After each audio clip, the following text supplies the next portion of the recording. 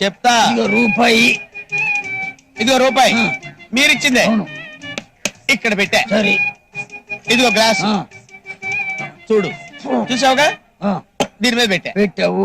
ఇప్పుడు పందెం ఏంటంటే నేను గ్లాస్ ముట్టుకోకుండా, టేబుల్ కదపకుండా ముట్టుకోకుండా రూపాయి తీసుకుంటా. ఇదిగో ఈ కబుర్లన్నీ నక్కపక్కల పోవడం చెప్పు. గ్లాసు కింద రూపాయి ముట్టుకోకుండా ఎట తీస్తావేంది?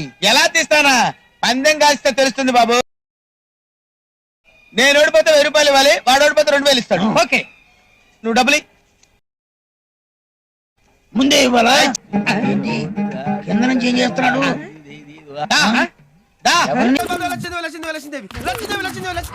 రామ్మా లక్ష్మీదేవి. రామ్మా నా జేబులో ఉంది. ఏంటిది? రూపాయి బిళ్ళ. రూపాయి బిళ్ళ నీ జేబులో గట్ట అవుతుంది. దీని కింద ఉంది కదా. ఇదిగో అదేంటి? రూపాయి బిళ్ళ. మరి దీని కింద రూపాయి బిళ్ళ ఏమైంది? పట్టుకున్నా అంటే ఇదంతా తొండి, చీటింగ్, మోసం, దగ్గ. ఎందుకు అవుతాయా మోసం?